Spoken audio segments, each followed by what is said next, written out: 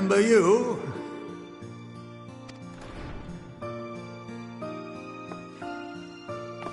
I pray we have not caught you at an inopportune moment. We wanted to offer our thanks for your kind words in the forum.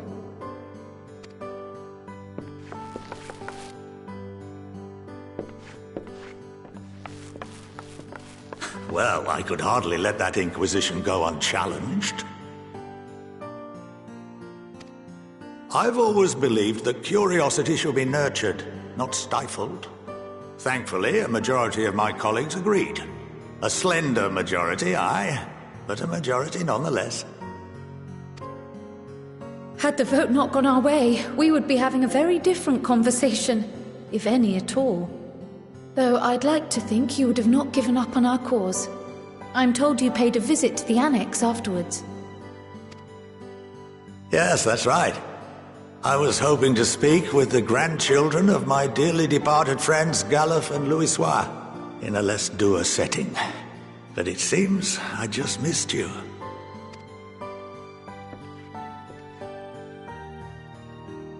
I still can't believe how much you've grown. If only your grandsires could have seen the way you presented yourselves to the Forum. Why, it fair brought a tear to my own eye.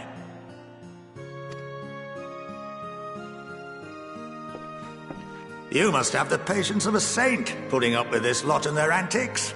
Never mind Montoya's prize student. Luckily, I know a thing or two about managing unruly younglings. If you ever need advice, don't hesitate to ask.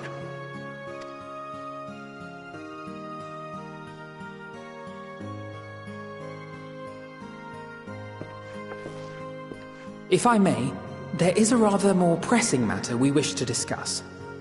What can you tell us of this duty that the Forum must fulfill? Nothing, I'm afraid. Like all humble servants of the Forum, I am sworn to secrecy. Or rather, I couldn't tell you if I tried. Our duty is of the gravest importance. Furthermore, if the particulars were made public, it would incite widespread panic.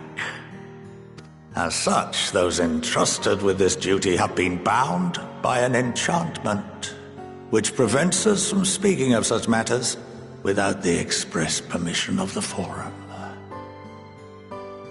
How is that even possible?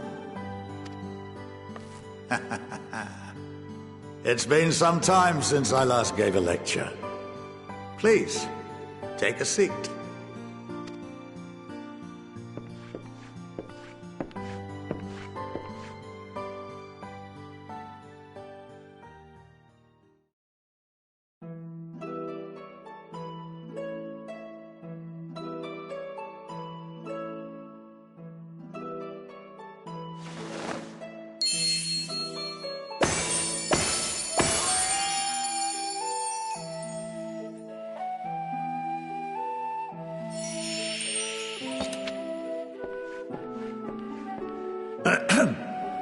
We shall begin by reviewing the fundamentals of Etherology. The ether, which imbues us with life, can be categorized into three forms. Two are of the incorporeal sort, the soul, and the memory. Can anyone tell me the third?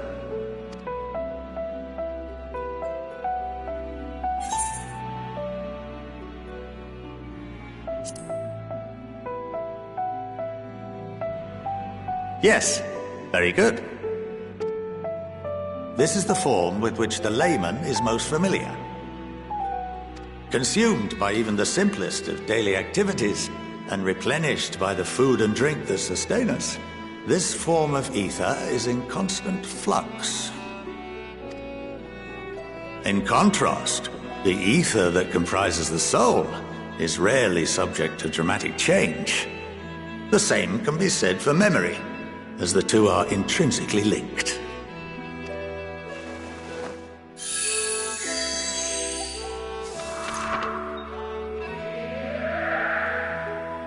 Picture the soul as paper, and memories as words written upon it. Now, what would happen if that paper was doused with ink? The same type of ether as comprises the memories.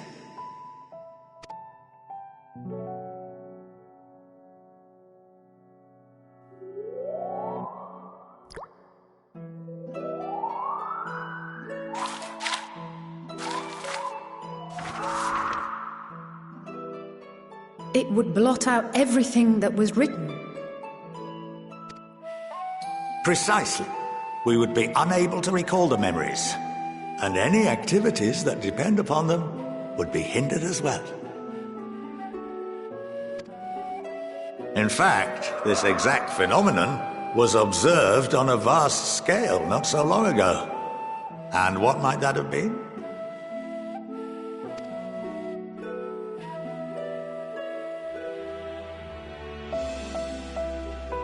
The 7th Umbral Calamity. The people of Eorzea vividly recall Bahamut breaking free of the Lesser Moon and raining hellfire down upon the realm. But no one could seem to remember the events that followed immediately afterwards. Indeed. To this day, we have yet to determine whether it was an unintended consequence or a deliberate act. The enchantment which binds me and the rest of the Forum is based on a similar principle. And yes, it is a contravention of the Sharlayan prohibition against the practice of memory manipulation. Only when a new member is inducted and told of our great duty are they subjected to the process. A necessary evil. You have my word that it would never be used to manipulate the populace? I should hope not. But can this enchantment be dispelled and your memories restored? If 9/10 of our members give their approval, then the process may be reversed. Then, and only then, would we be able to speak freely to others of our sacred duty. Barring that, we must wait until we return to the ethereal sea.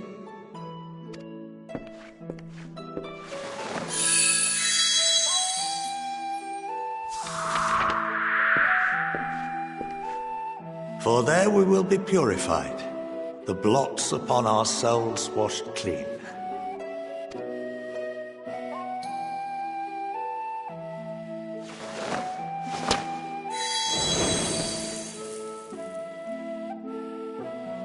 And our memories drift apart and dissolve.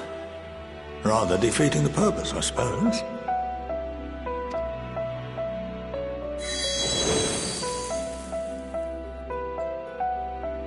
But there are those memories that are indelibly etched upon our souls, some believe.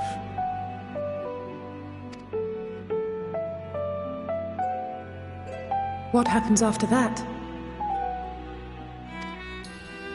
We are reduced to pure ether, coalesce with that of others, and create souls anew. Alternative schools of thought assert souls remain whole and return to the corporeal world, reborn into another form. Both theories have their proponents. Personally, I consider each equally probable.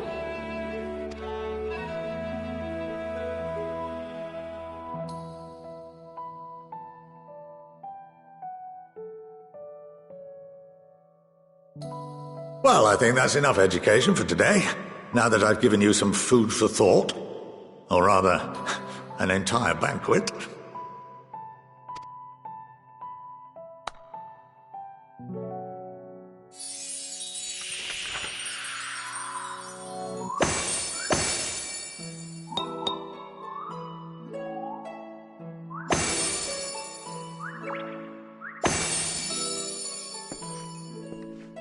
I would remind you that although I'm unable to assist you with certain matters, the resources at my disposal may still be of use to you. I'll arrange for you all to be given the run of Phenomenon. Of course, as associate to our alumni and the students of Baldessian, this privilege is extended to you as well, my friend. Oh, and I suggest you speak with Ki Aliapo.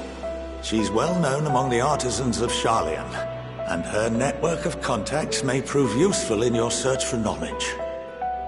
I wish you all the best in your pursuits, wheresoever they may take you.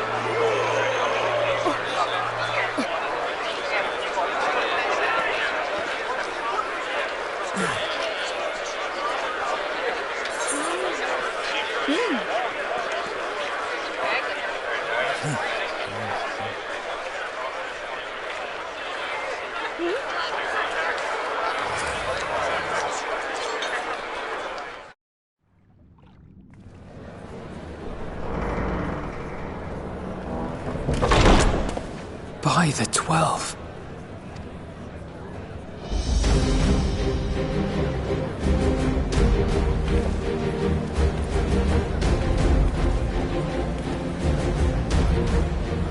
Glad you could join us. I hope you don't mind, but we went ahead and started without you. As you can imagine, our traveling companions were eager to become acquainted. 'Tis a rare thing indeed to see such a diverse and talented group of individuals assembled for a single purpose. We fight not only for the sake of Eorzea, but for the entire world, including the people of Garlemald. Much rides on the efforts of the Ilsabard contingent.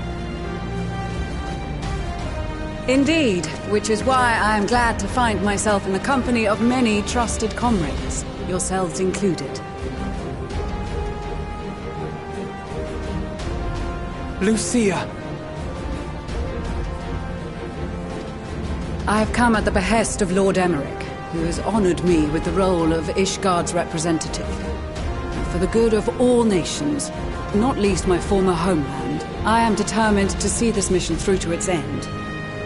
We have a hard road ahead of us, but walk it we shall, together.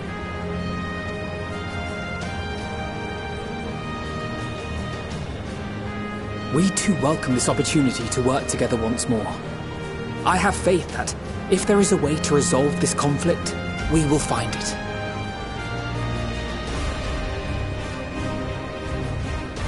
Allow me to introduce you to the rest of our company. Everyone! If I may have your attention.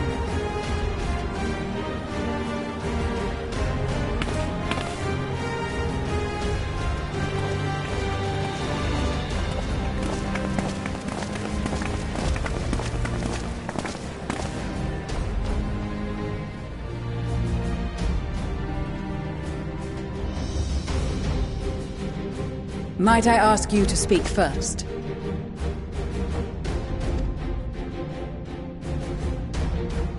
If I must.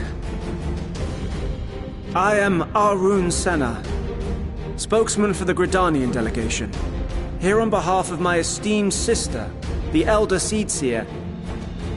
We shall provide support and protection to those in need during our time in Garlemald. To that end, I am joined by healers selected by the Conjurers Guild, with the Order of the Twin Adder's Finest serving as our escort.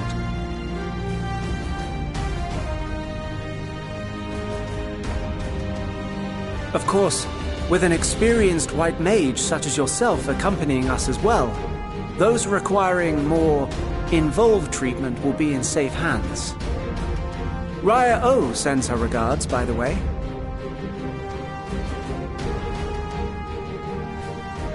Suppose I'd better say my piece. Wait, I know you.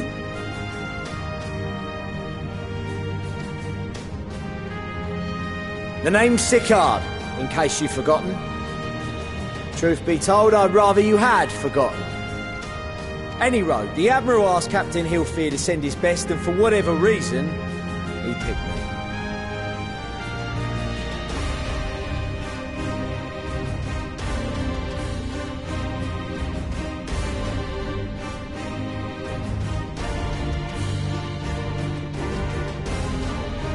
Of course, if I'd refused, I'd be the laughingstock of the bloody executioners, and my reputation's taken enough of a keyhauling as it is. But more importantly, like any pirate worth his salt, I know when you're staring down a storm, you gotta trust in the commander of your ship.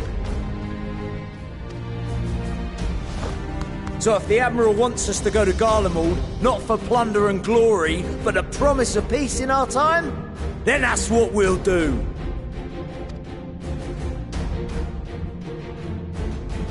Since we all know how much the Empire loves its steel, We thought we'd bring along a few smiths to make the most of it. Give them a pile of scrap and they'll cobble together anything you fancy. Of course, just like the Gridanians, we got fighters of our own.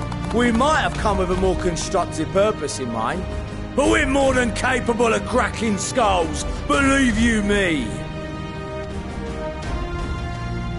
Well, you're certainly raring to go. But then again, so are we. The most dependable warriors of Uldar and Alamigo have assembled at the Sultana and General Aldin's behest.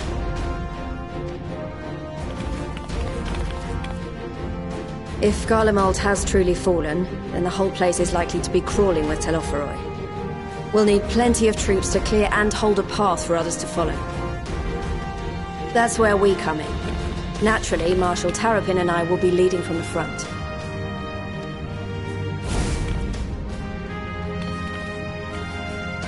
It's been some time since I last saw you in your element on the battlefield. From what I've heard, you've become pretty fearsome yourself. Master Matoya, the Avatar of Destruction.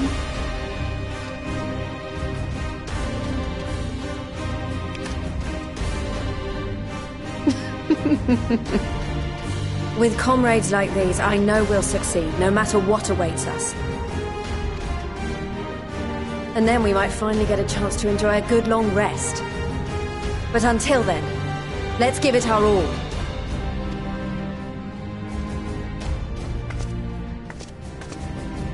As for Ishgard, we Temple Knights have come in force to uphold our nation's commitment to the peace and welfare of our allies. The bitter cold of Garlemald is a formidable enemy in of itself. Our experience fighting in ice and snow will prove invaluable in the days ahead. Accordingly, I have been designated commander of the Ilzabard contingent. I will do all in my power to provide you with the leadership and guidance you require. The four high houses, House Hylinart foremost among them, have arranged for a host of machinists to join us on our mission. Their knowledge of Imperial Magitech is sure to be a great boon.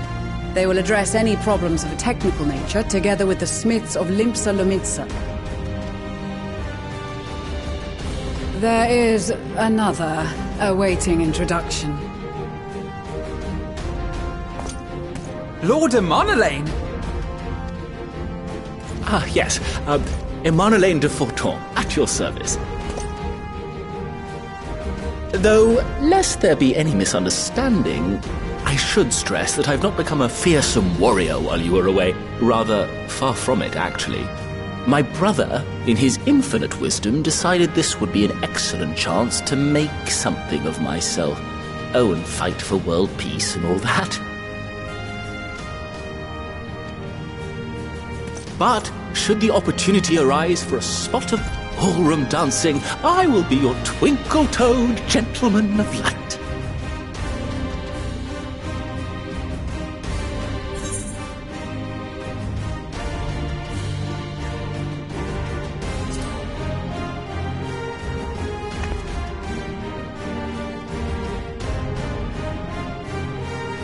Huzzah! I cannot wait to regale Honoroa with my tales of derring-do. I believe that concludes introductions for the Grand Company of Eorzea. Our allies from the Eastern Alliance were due to arrive some time ago, but it would appear they have been delayed. Would that be the shinobi of Doma? Actually, they've been tasked with relaying messages back and forth between the various Eastern nations. According to Lord Hien, however, an equally capable company of warriors has been sent in their stead. Out of my way, you preening fool!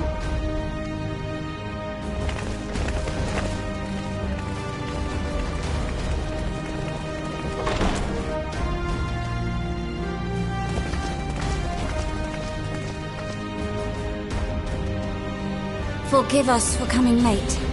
We are the delegates of the Eastern Alliance. Cyrena, and you've brought company. For battle and blood we come. as the steppe is sorely lacking in both. No towers befoul our lands, so we marched on those of Doma, only to find them beyond our reach. But now our thirst for slaughter will be slaked. No quarter to the enemy! Sadu Hatun, no.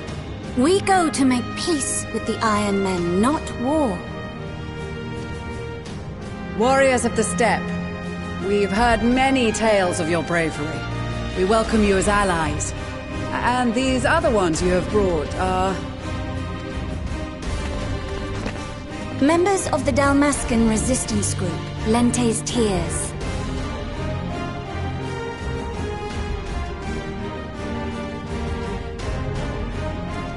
And the Bosnian resistance. Between them, they have a wealth of experience in espionage, and are particularly adept at infiltrating Imperial facilities. Which is fortuitous, since Garlemald's domain is so vast that I could never hope to handle reconnaissance duties all by myself. Dalmasca, Bosnia, Alamigo. All lands which have suffered the tyranny of the Empire. I would never presume to question your motives. Nevertheless, I must reiterate that our goal is to aid the victims of the Telophoroi, the common folk of Garlemald. And they are victims, make no mistake. Though I understand that many may struggle to see them as such. You're more right than you know. For every one of us that answered the call, there were a dozen that refused. Not only in Alamigo, but everywhere we went. And who could blame them? The Empire's always been the enemy. But after seeing what we've seen, fighting and working against and with Garleans, there's no denying the simple truth. They're just people. No different from you or I. They've got their share of liars and murderers, but so do we. So do we all. Fordola, who once swore herself to Garlemald, has proven herself a trusted ally time and time again. Every Eorzean here knows Cid Garland, the Imperial defector who shared with us countless technological wonders. Gaius bloody Baelsar himself is working to help rebuild Wurlid, a nation he once conquered. So you can believe me when I say that every fighter here understands and accepts that the Imperials are not monsters and are deserving of help. Or at least that they were able to put aside their feelings for the greater good.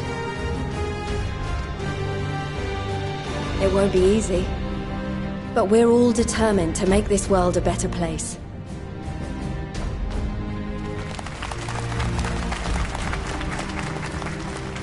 What lingering concerns I may have had were clearly unwarranted. I agree with everything you said wholeheartedly.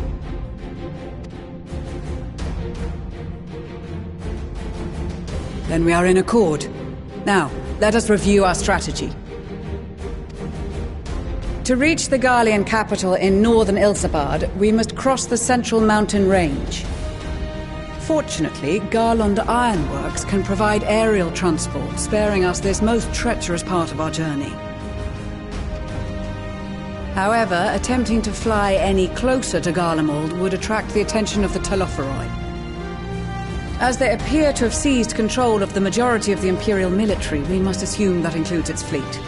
In addition, Garlemald possesses devices that can interfere with airship navigational systems, further discouraging an airborne approach. Given the circumstances, the closest we dare deploy our contingent is an area between the range and the capital, the Magna Glaciers.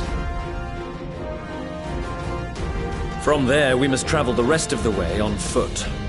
We will also need to bring the airships with us to ensure we can withdraw with haste. Although much of the terrain will be blanketed in snow, we should be able to make use of local roads and shipping facilities. The vast ice field will afford us an unobstructed view of the surrounding area. On the other hand, it will also allow others to easily spot us, so it is imperative that we only make camp in positions where we can easily defend ourselves. And the airships, which must be kept safe at all costs. We cannot account for every possibility, so we must be prepared to think on our feet. We will be tested. Sorely tested, I expect. But for our homes and for our people, and a people not our own but in need, we will succeed. Spare no effort in your preparations. Once we depart, there is no turning back.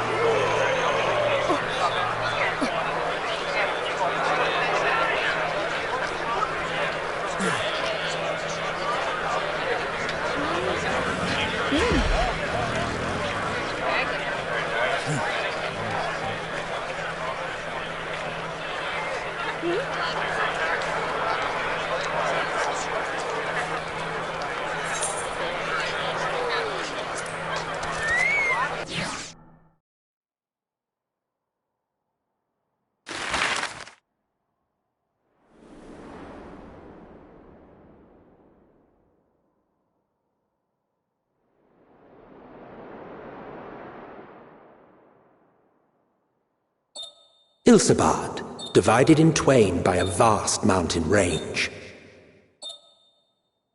Those who would traverse its jagged peaks face peril at every step, but why go by foot when one can simply fly?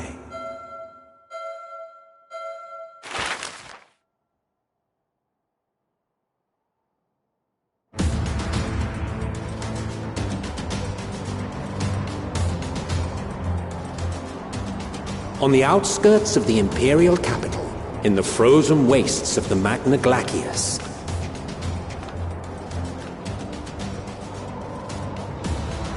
the winds howl in icy protest as if to warn against further trespass.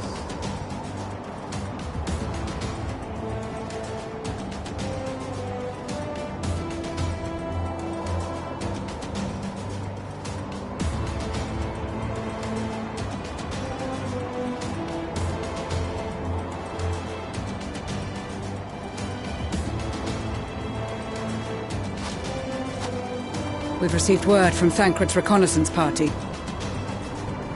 They've sighted a detachment of heavily armed Imperials. Survivors of the Civil War, perhaps? Perhaps, but there is more to it than that. Maxima reports that they are led by Vergilia, legatus of the 3rd Legion, which comprises the bulk of their number. However, they are also joined by several members of the 1st. From what I recall, the 3rd Legion fought for Nerva in the War of Succession following Varus' death. The 1st, on the other hand, were under the direct command of the Emperor and rejected Nerva's claim to the throne. These legions were enemies. Indeed. In fact, our sources claim that it was a conflict between them that sparked the Civil War. Yet now, these former foes cooperate to defend a ruined Garlemald from invasion. Then it is all but certain they have been tempered.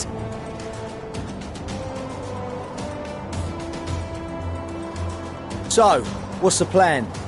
If me and my crew is out reaving, we charge straight in, no messing about. But that ain't what we're here for.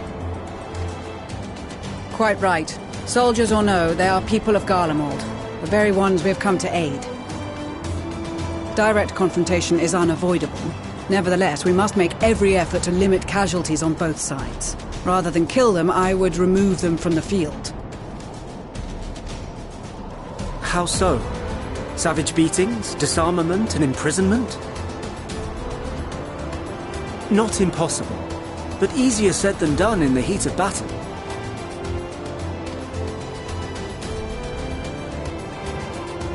Having observed the opposition, I imagine Thancred had something to suggest? He did. He and the other scouts have already infiltrated a supply depot some distance beyond the Imperial detachment's current position. Stored within is a stockpile of Magitech armaments, and once we give the signal, Thancred's team will destroy them all. In so doing, we will deprive frontline troops of materiel, and likely force the detachment to send men to investigate.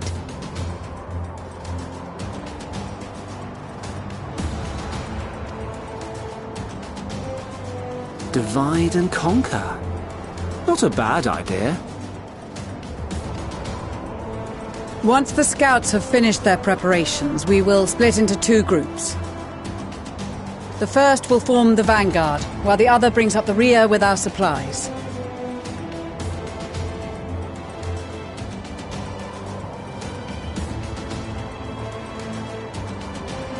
As for the Scions, I ask that you lend your assistance where you deem it needed most. I would prefer, however, that you accompany the rearguard and be prepared to join the van at a moment's notice. Kept in reserve as our trump card, so to speak.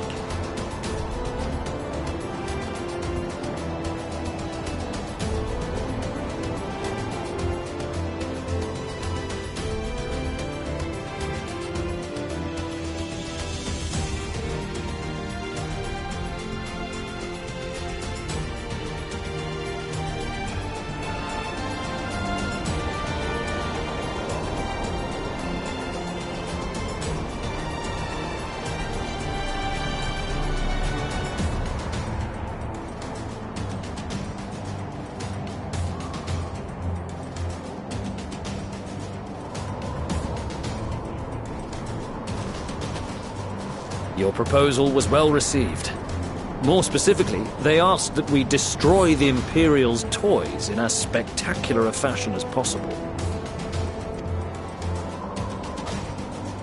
Ishtola always did have a flair for the dramatic. She's not an easy woman to please, but I shall do my best to satisfy her thirst for fireworks. All right. Once more for my peace of mind. Our first objective will be to rig the enemy's Magitate with explosives. After we've withdrawn to a safe distance, we'll detonate them remotely. Our second will be to issue a deactivation command to the automated units via the control terminal. If our calculations are correct, this signal should reach those deployed on the front line, giving our friends a much-needed upper hand. The blizzard will help us stay hidden, so let's aim to get in and out before it passes. Trust in the plan, and we should all live to see tomorrow.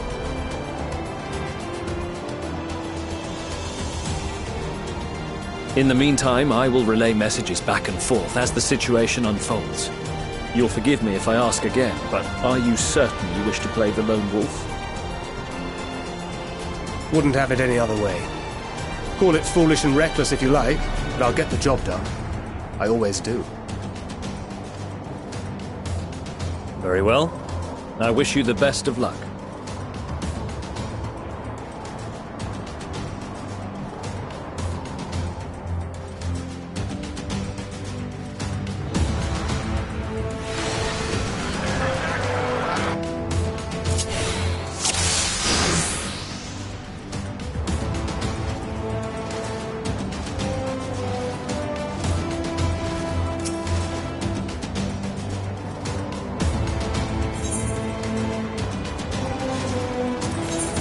Keep your wits about you.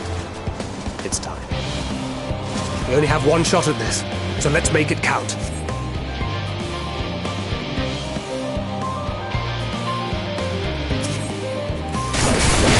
Seven hells.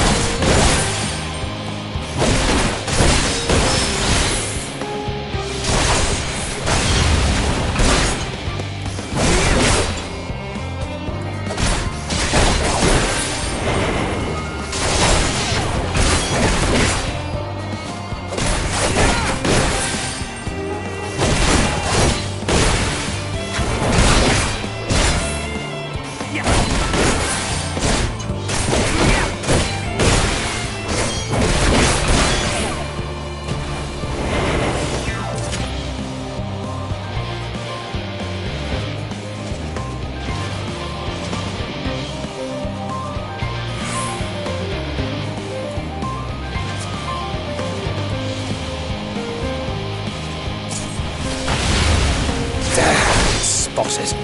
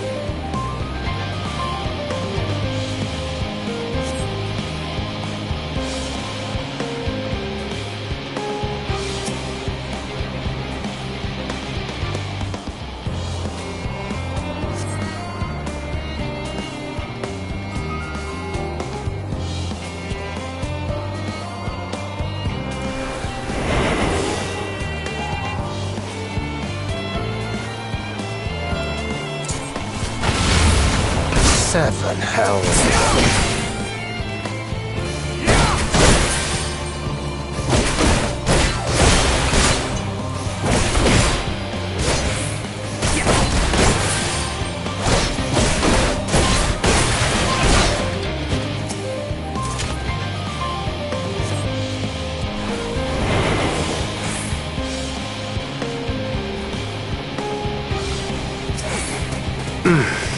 Must be losing my touch.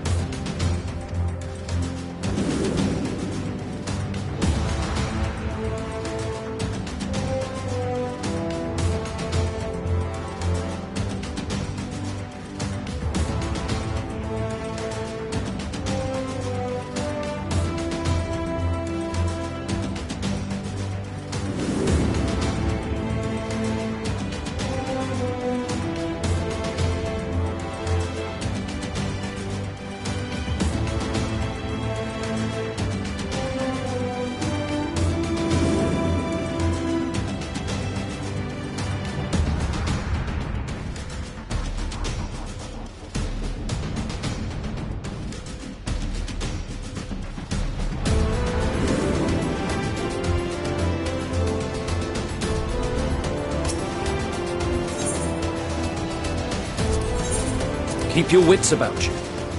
It's time. We only have one shot at this, so let's make it count.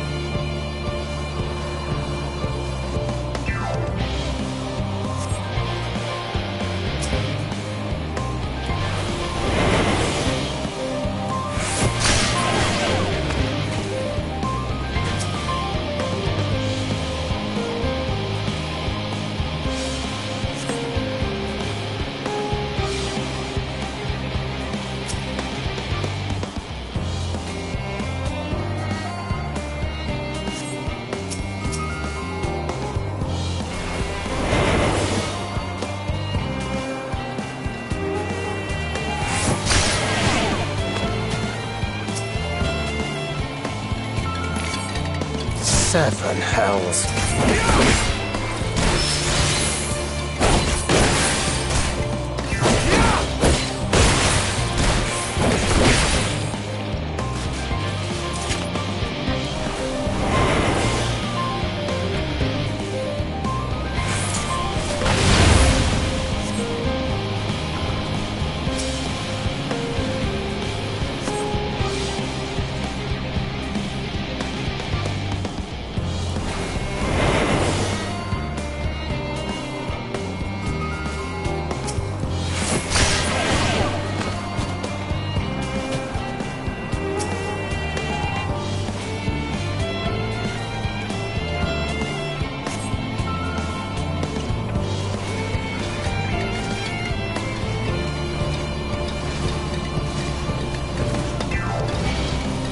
Seven hells.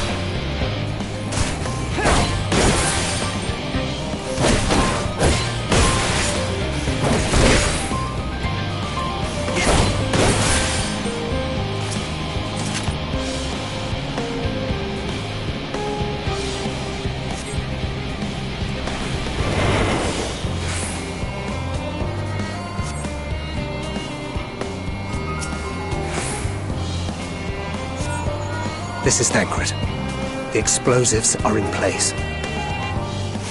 Very good. All is proceeding as planned. Head to the control tower. It should be to the northwest. Understood. Have the others wait at the rendezvous point.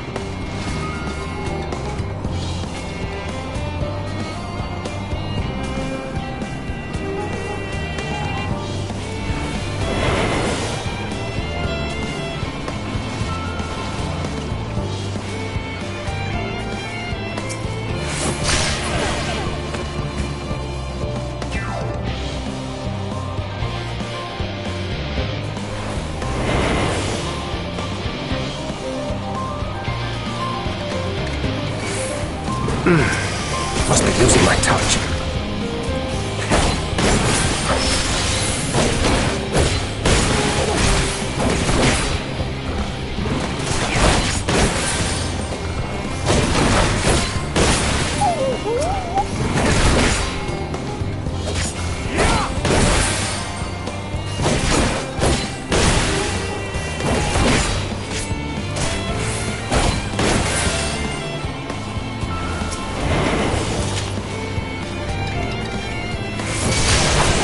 Seven hells.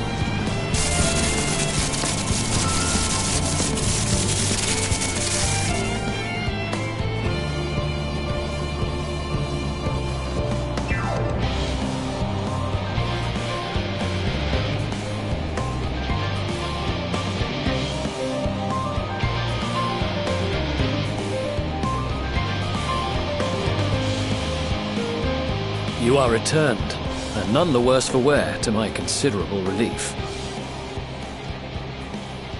What news from our comrades? They stand at the ready. Excellent. Then let the fireworks begin.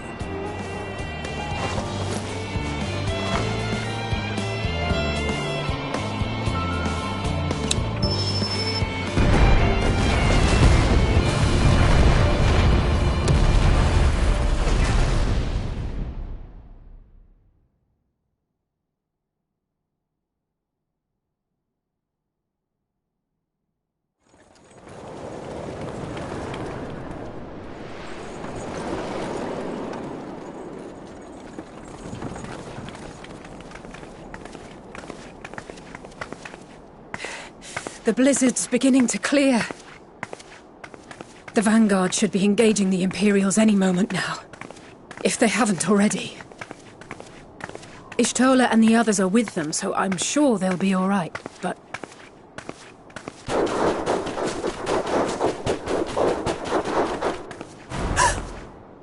Wait! Something's coming!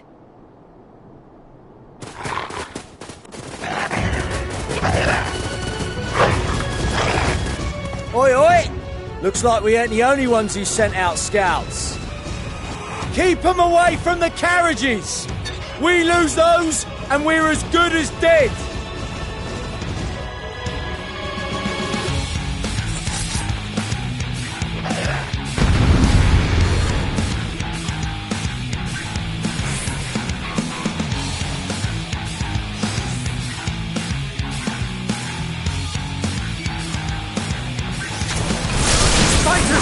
Protect the others!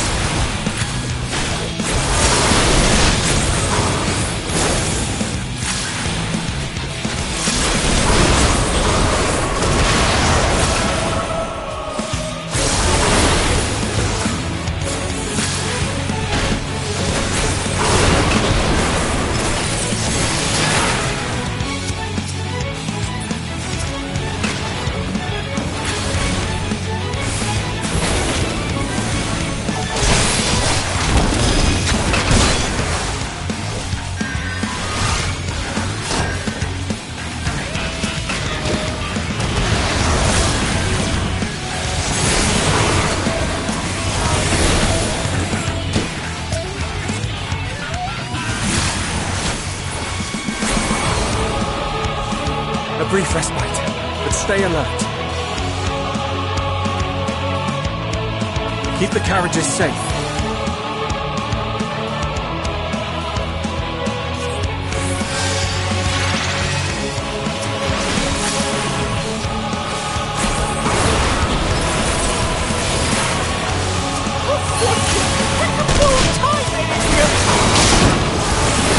Fear not, friends!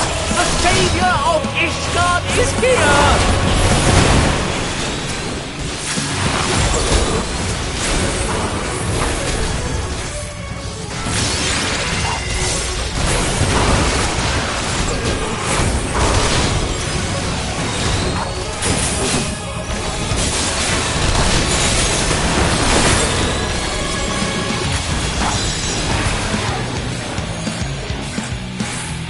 A fine display, but the other carriages are still in danger. Go on ahead. We'll hold the line.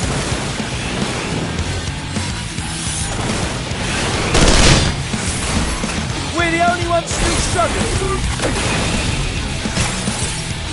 Time we put our backs into it then.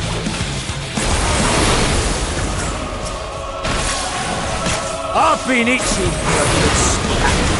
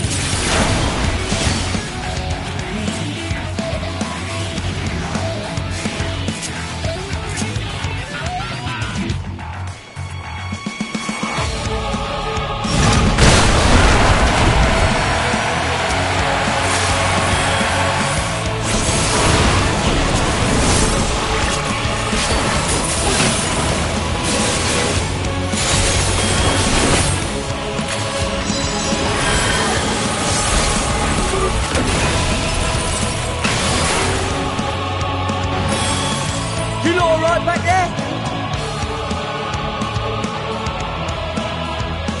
We're fine. I'm ready for more. Hear that? Get to the front and turn the tide.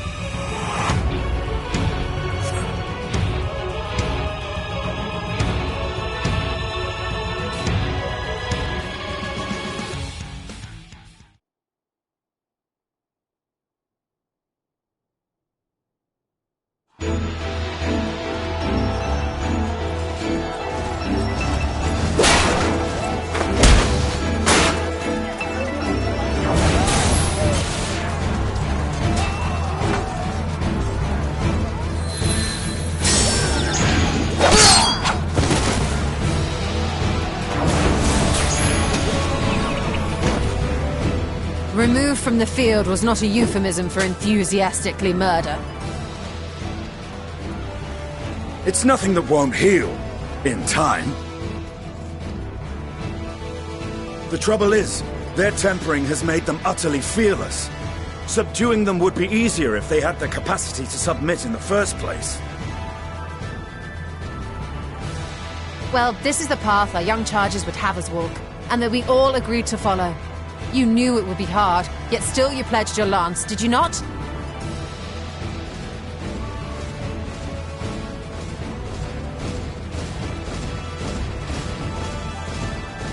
That I did.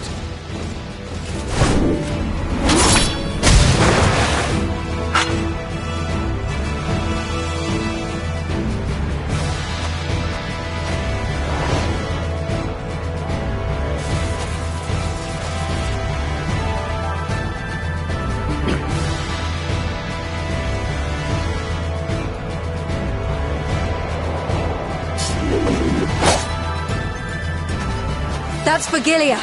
Damn it. I need to help the others take her down.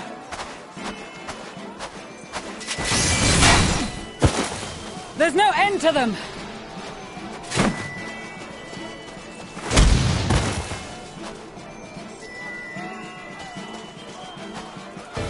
I was wondering when you'd turn up.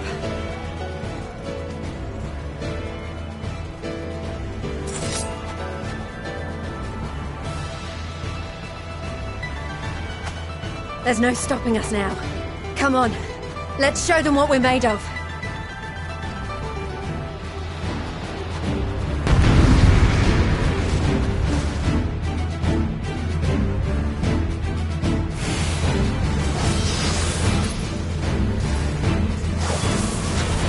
We have them now! Forward!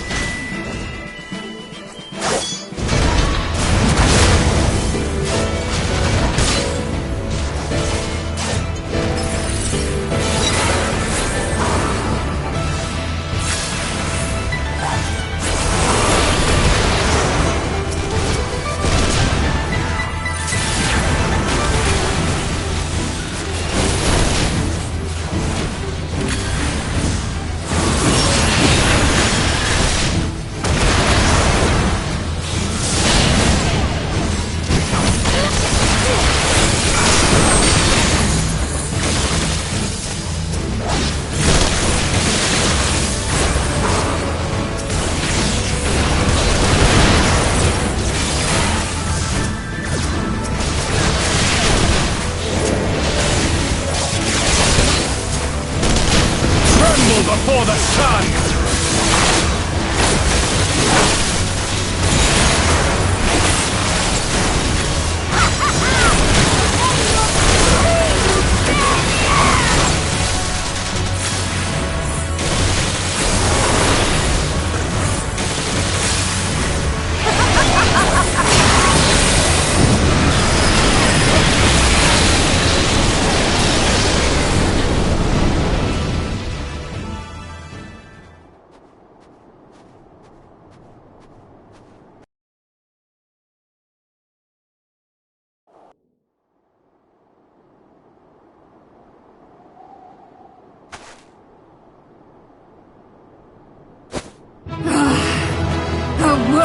Adversary! Rest! Recover! Reclaim yourself! Then we will fight again! To the death! Sadu Hatun!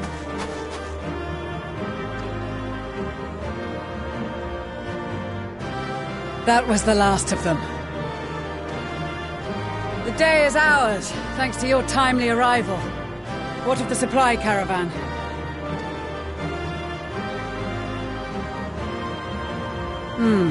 Outmaneuvered, but not outmatched. Good. Let us take the Imperials into custody and rejoin our comrades. And soon we shall arrive at the capital.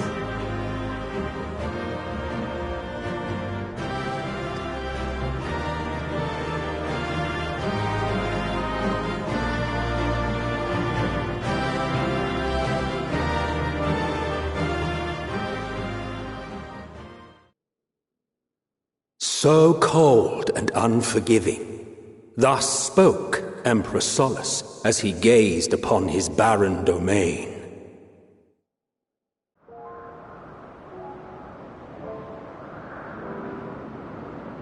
"800 years it had been since the Garleans first set foot here. Bested by the Kavosi after centuries of war and driven from fertile southern pastures into the blasted northern wastes.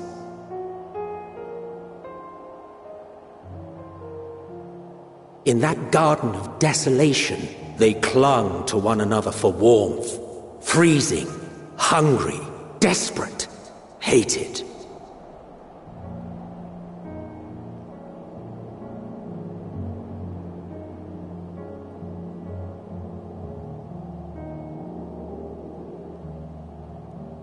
The chosen forsaken.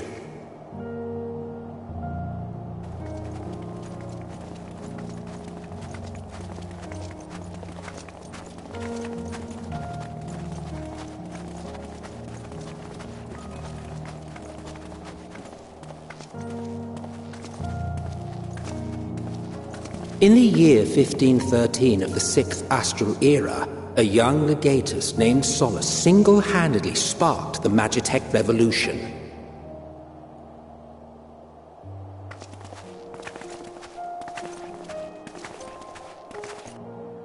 How did he conceive the machina that feed on ceruleum? Once a common, soft-spoken soldier, how had he so quickly ascended through the ranks? Like so many others, those who knew the truth are gone.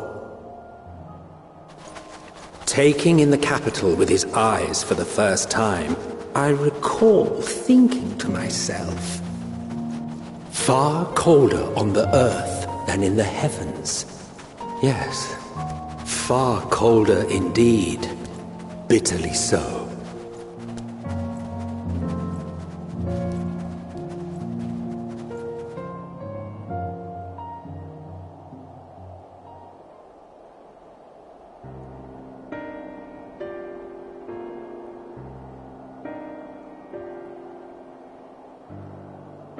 Not so much as a whisper. The roads leading beyond the city walls would have been used less in recent years. Nevertheless, this was one of the most important gateways into the capital. A buzz day and night with activity, aye. Merchants passing through the checkpoint, many of them stopping at the local hostelries. Surely they cannot all have been tempered. We can consider the question after we have made camp. If we spend any longer outside, we may well freeze to death where we stand. The tempered Imperials, too.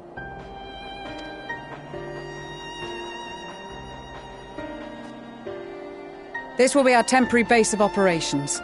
Secure shelter for ourselves and the injured, and dispatch scouts to survey the surrounding area.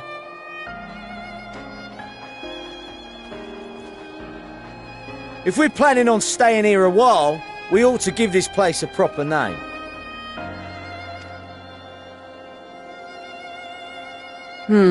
Well, the constant sound of ice cracking underfoot makes me think of broken glass. An apt name, perhaps. But enough of this. To work, everyone!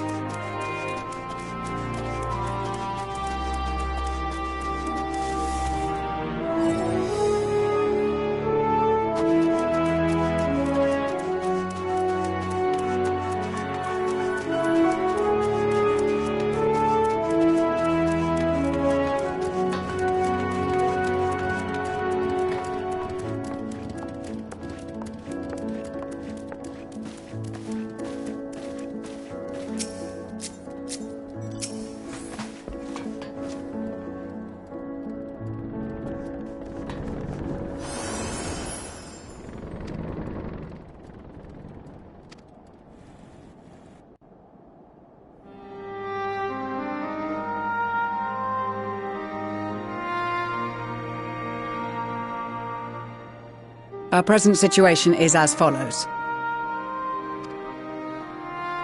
Efforts to aid the people of Garlemald have begun in earnest.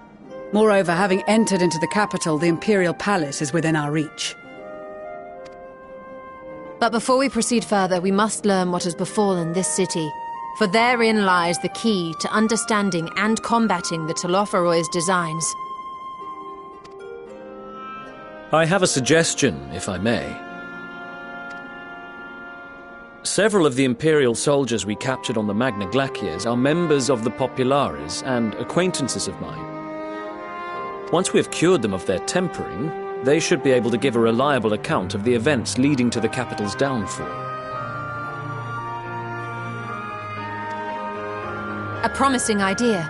I will assist the healers and their ministrations. Of course, I will require a proxy of my own, assuming you can spare one. Would you like a hand?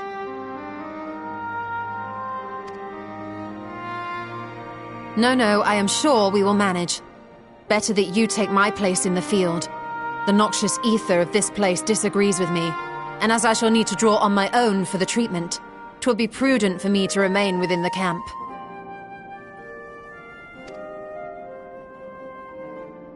This talk of curing the tempered is all well and good, but I reckon the cold is a more pressing concern.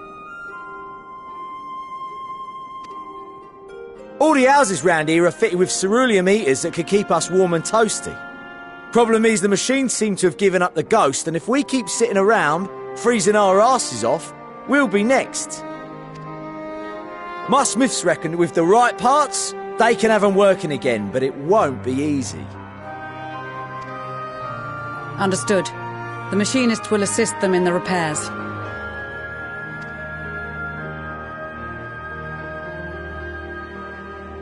The rest of us should either stand watch or survey the area. We've made our presence known to the Telophoroi. They will be searching for us, if they have not already ascertained our position. That we have seen no sign of them since the battle suggests they have yet to do so. However, I suspect they may be biding their time.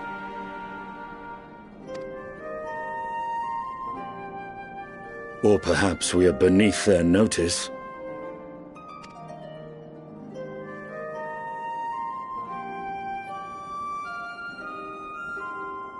In any event, we'll find no answers standing around here. Urianger, Estinian and myself have visited Garlemald recently, so we'll lead the reconnaissance efforts. Perhaps bolstered by a few Bosnian and Dalmatian scouts from my previous excursion for good measure.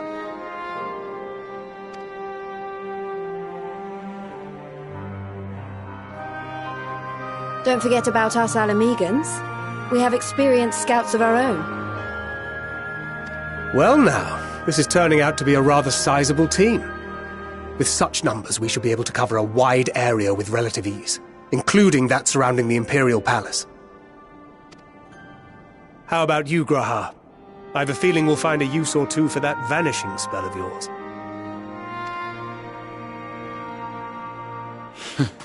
'Twould be my honor to be of service, though I doubt that you of all people need rely on my tricks.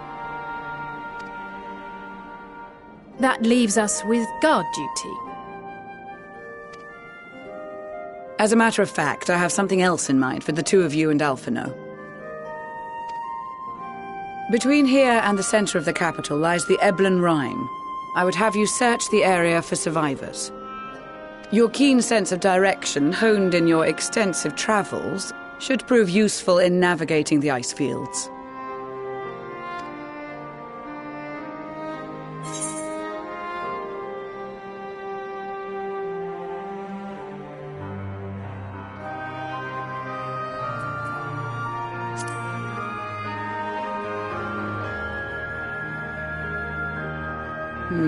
As ever, you do not want for enthusiasm.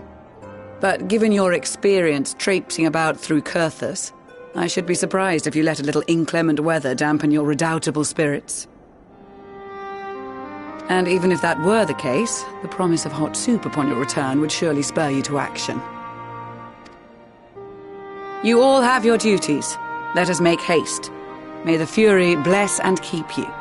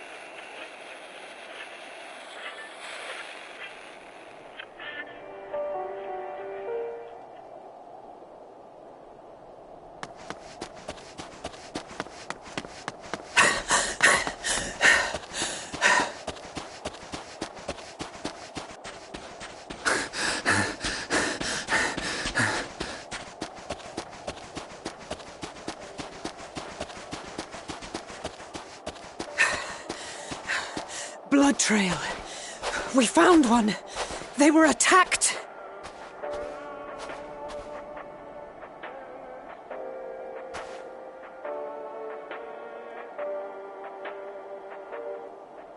No.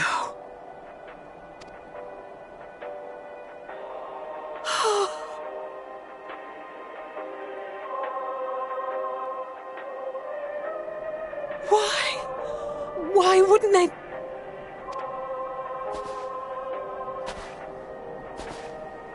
Safer to brave the wilds than trust in our magic.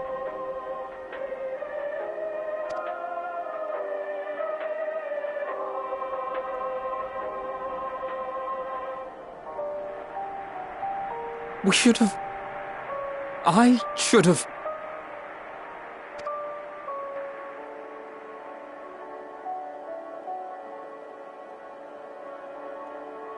We can't leave them like this.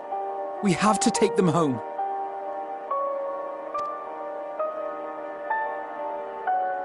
What if we're only making it worse?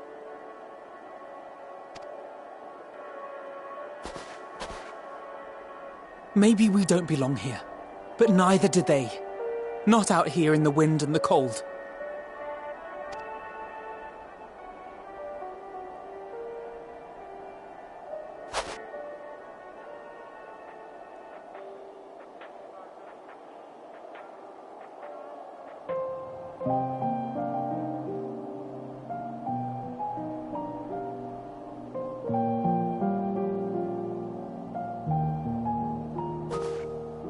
I heard the story about Varus's voice from beyond the grave. Of course, I didn't believe it, but Licinia and her sister did. Perhaps there is something to the tale after all.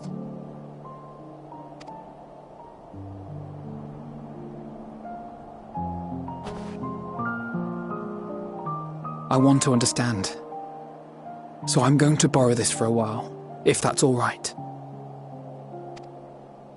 You had every reason not to trust us. We came as trespassers, invaders. But I pray that in time, we will be more than that to you. That we will find a way to help your loved ones. And see that no more children are left to freeze alone in the snow.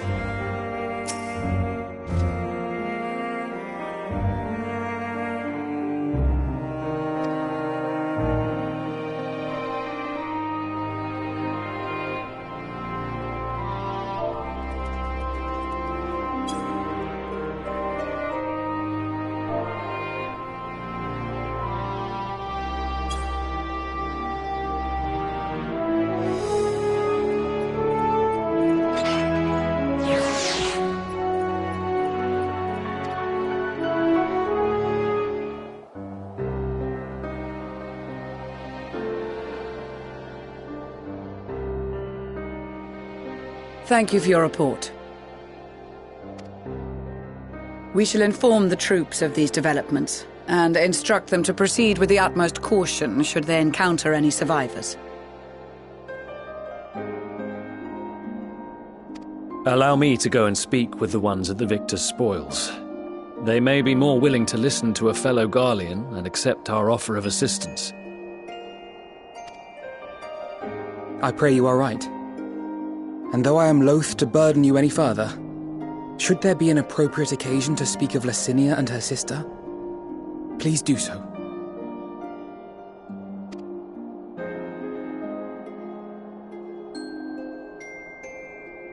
I am sorry to have put you through this. My distress is nothing compared to their suffering. So tell me, what else have we learned?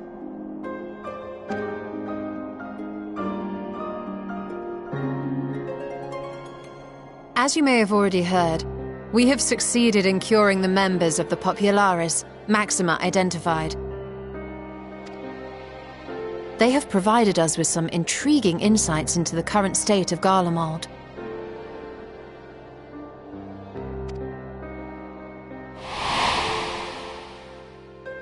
The assassination of Emperor Varus was the catalyst for the civil war. Nerva declared his claim to the throne, and his opponents refused to recognize it.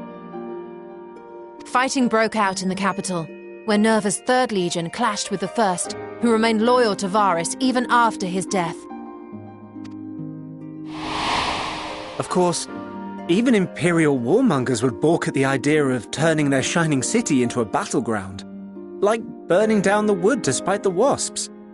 Neither side would be so mad. Unless something or someone inflamed their animosity to such an extent that they could not help but act against their better judgment.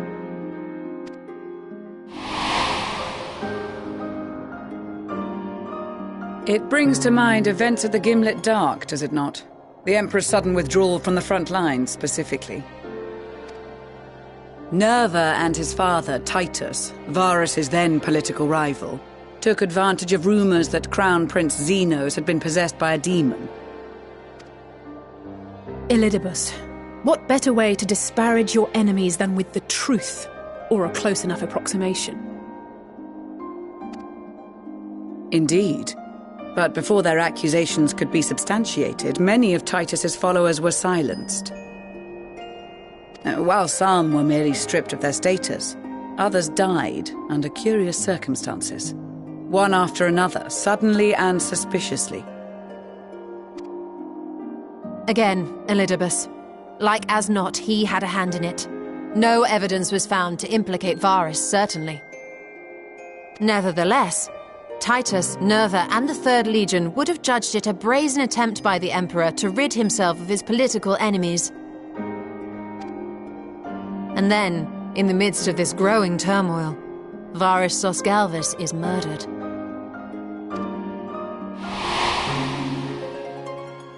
And Garlemald's own prodigal son, Gaius van Belsar, is named the murderer. Shortly thereafter, Nerva claims the right of succession, and in response, the 1st Legion claims the assassination was part of a coup d'etat orchestrated by Titus and Nerva.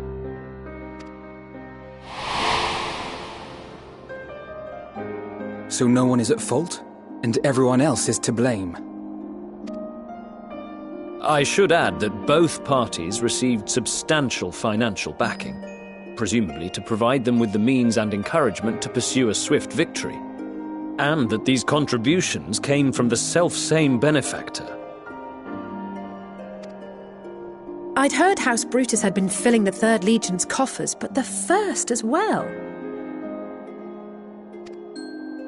It would seem so.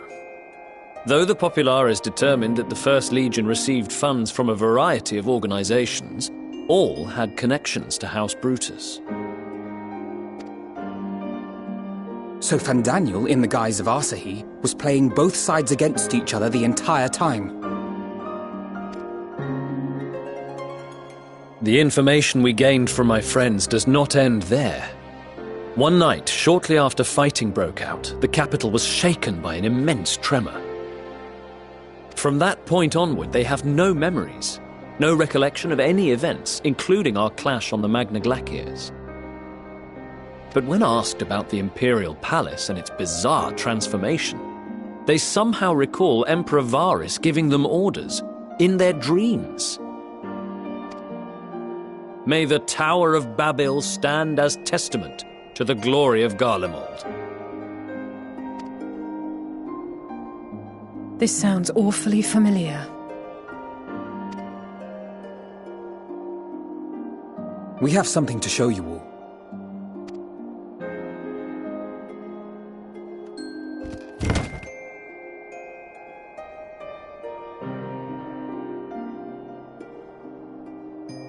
Varus spoke to them through this radio. Perhaps it was a recording, but if not, that would be inexplicable.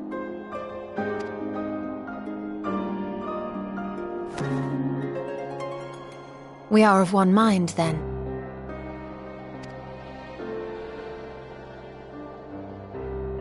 The ether that permeates the ore used in this device is almost identical to that of the talismans. I see it. While it is likely more by coincidence than design, these devices might also ward against a primal's influence. A picture is beginning to form. If the tremor felt throughout Garlemald was a wave of ether emitted by a primal, then while those within range would have been tempered, those huddled around a radio desperate for news concerning the Civil War would have been spared. No wonder Licinia kept it close. My friends! I must speak with you! A young man was caught trying to steal our supplies. He is a soldier of the Iron Men, we think, but one who has not been made thrall. Thankfully, Magni restrained him before blood was spilled. The stranger is outside, if you wish to ask him questions. I think we do.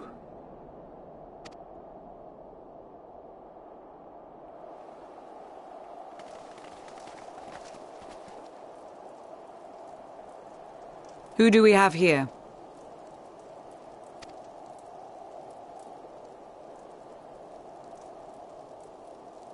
Garleans? Traitors to your homeland! Have you no shame?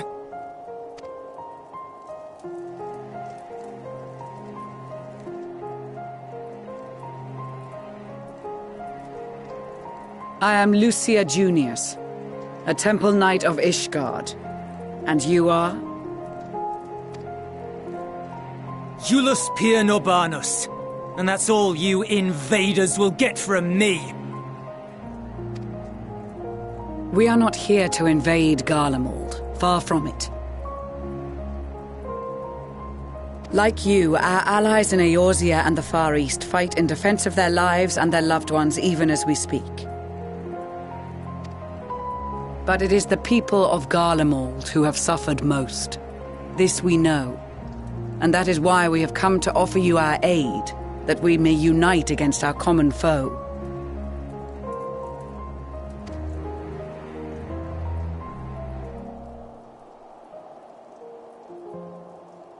Whether you believe me or not, those are the facts.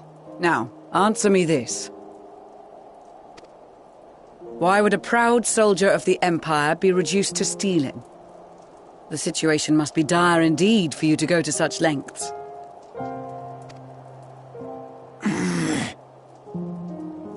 If it is supplies you seek, we would gladly share ours, or turn a blind eye while you leave with your spoils.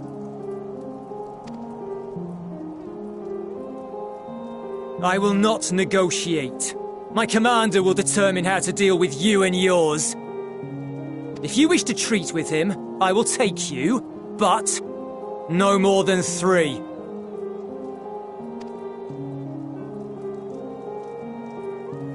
I don't much like the sound of that. But if we do accept his proposal, I suggest the 2 of us and...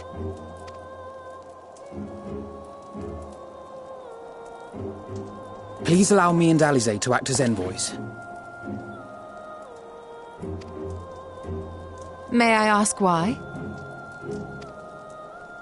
We have seen with our own eyes the hardships the Garleans face, how their futures and lives hang in the balance. It's not the warmest invitation, but it's an opportunity to prove our intentions true. Maybe not a chance to make things right, but a chance to make them better.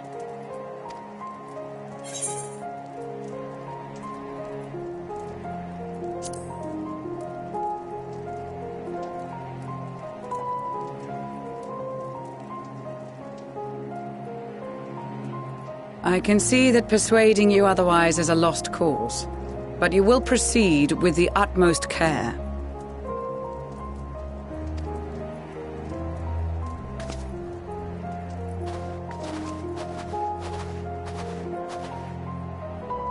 A couple of children and what? A sellsword? Is this an insult? Not in the least. You will find that they are more than qualified to speak on our behalf. There are many dangers on the road ahead. I will need that back.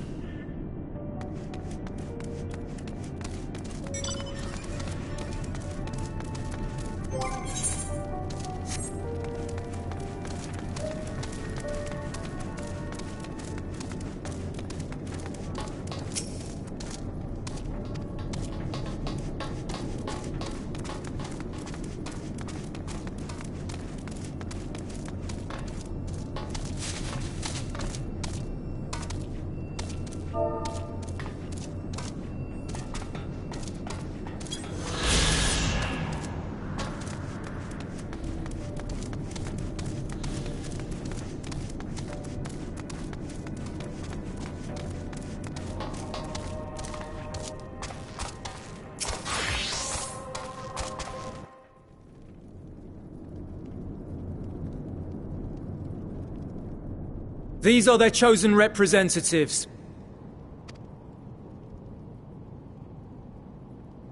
Very well. Let us hear what they have to say. Yes, sir.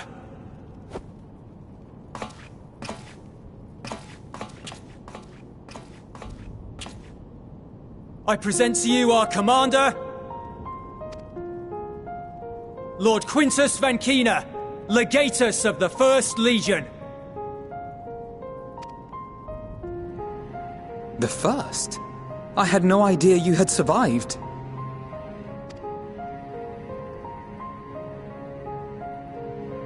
We lost our Emperor, our city, more than half our troops. For my wounds, I may never take the field again. But we survived, aye. In a manner much to your liking, I dare say.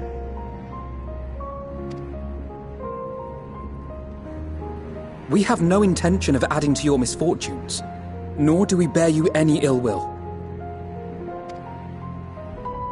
Spare me.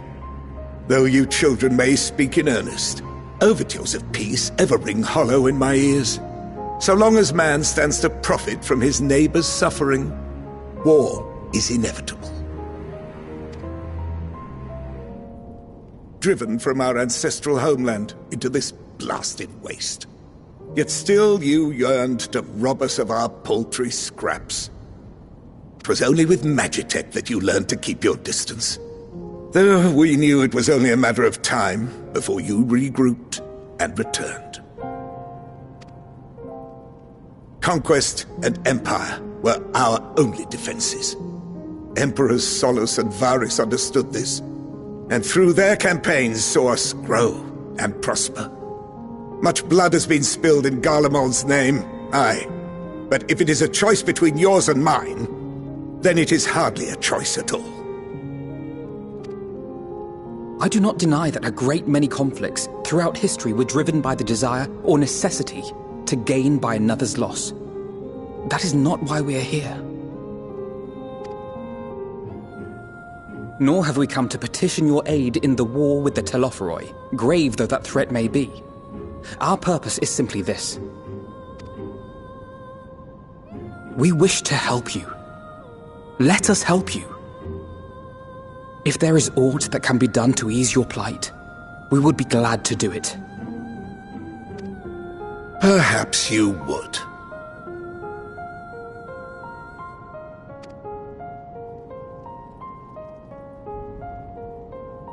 But regardless of the ideals you espouse, your leaders would not send an army into Garlemald if they did not stand to benefit. If we accept their aid, they will expect their efforts to be rewarded once the Telophoroi are no longer a threat. And after compensation and concessions, the great empire would be brought to heel. Her enemies rejoice at her downfall. Our third eye, a mark of shame. We won't stand idly by and let your people be humiliated. And we're not alone in that. We only want to make a difference, to make this world of ours better. Surely you can understand that. What I'm trying to say is, there are so many people who just don't care about making you suffer. And maybe that's almost insulting after all the suffering you feel the world has subjected your people to, but believe it or not, that's the truth. And now we're here, and all we're asking is for you to tell us what you want, what you hope for. So much blood has been shed, so much lost. All because of this endless war. Who wouldn't want to end it? Can we not work together to face our problems as one?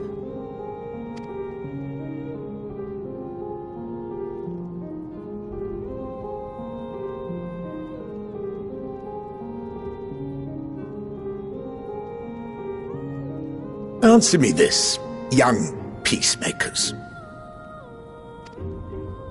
if a world without conflict is your desire, why reject the unity and prosperity of Garlemald?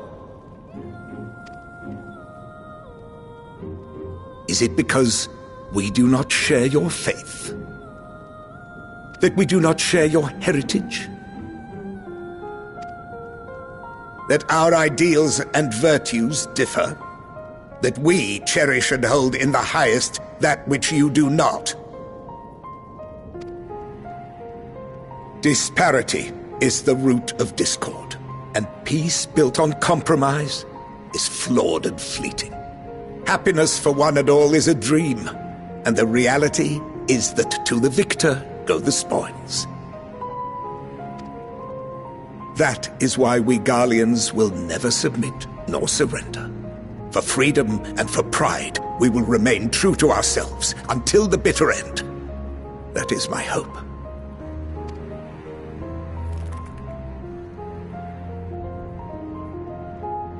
It seems there is nothing more to say on the matter.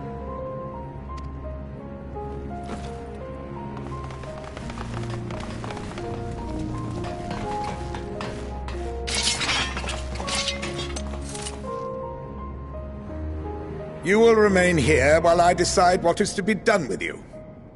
Do not be alarmed. No harm will come to you, if you cooperate.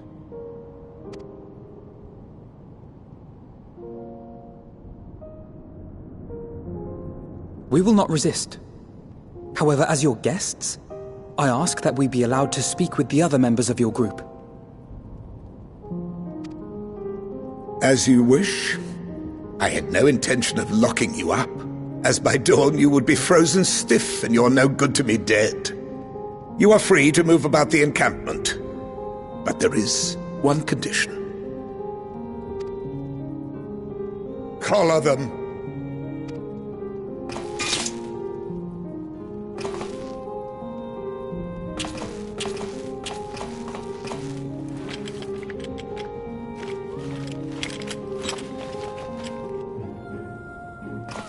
What are these?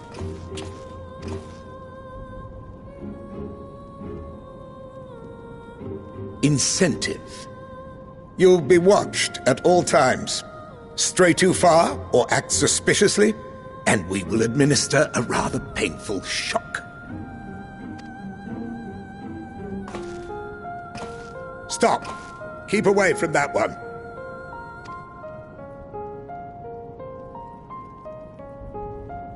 The champion of Eorzea is not so easily cowed.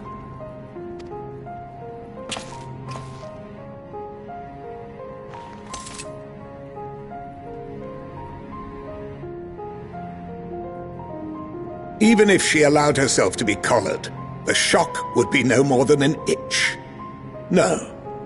If she refuses to obey, we will activate the twins' restraints instead.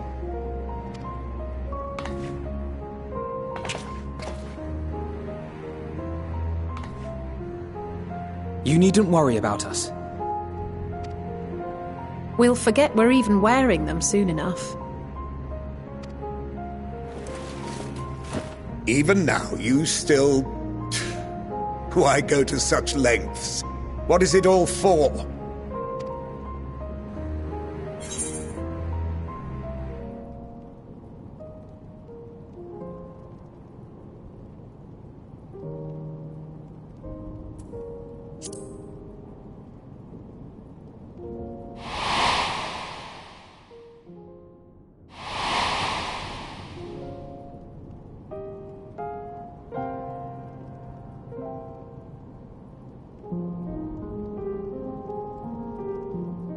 You are a curious one. A far cry from the merciless barbarian others paint you to be.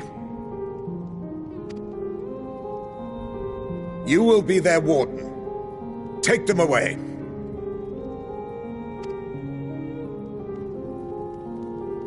Yes, sir.